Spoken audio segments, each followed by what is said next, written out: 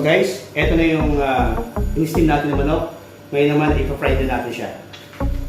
Mainit na mainit itong mantika na to.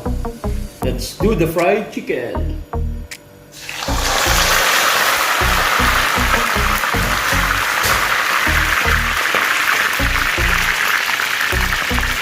Welcome back once again to my channel. This is Doro, the Pinoy Adventurer. Welcome to my cooking corner. So guys, hindi na naman tayo magluluto ng isang simple pero pinasarap. Pinaupong manok, pero gagawin natin siya ng twist. Pinaupong fried chicken. So mas pakasarap natin gawin crispy fried chicken yung pinaupong manok. So guys, kung bago pa lang kayo sa aking channel, alam pa natin yun, just click subscribe, like, and hit the bell button para updated kayo sa aking mga bagong videos nila ito. Kaya guys, kung panginahan ninyo, tara, samahan niyo ako sa ating panibagong video. Yeah.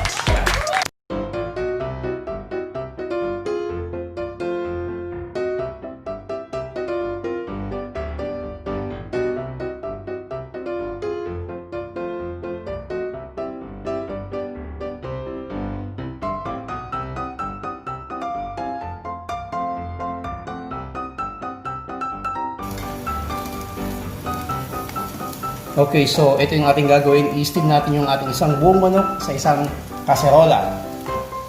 And then, kailangan natin lagyan ng konting mantika.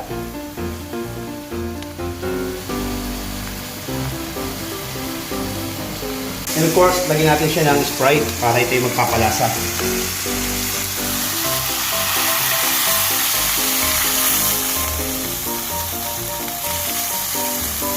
Takpan at antayin hanggang mga 12 minutes. Tingnan natin kung pwede natin balik na rin. Kaya tara, silitin nyo. Ayan natin. Amoy na amoy ko na. So, I think pwede na balik ka rin. Medyo mahirap lang dahil balik ng ating kaserola. Ayan siya guys. At muli natin takpan.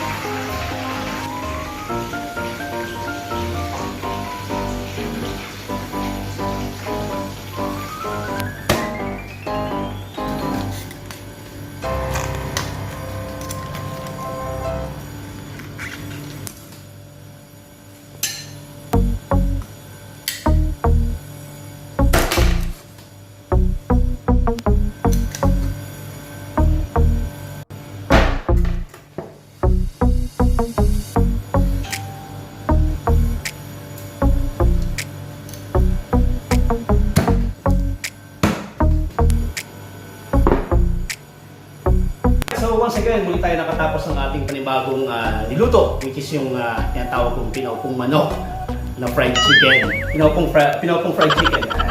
Anyway, guys, ang pinaka-goal natin is maluto at yung lasa. And hindi man tayo perfectong nagluluto yung presentation, but still, nagawa natin.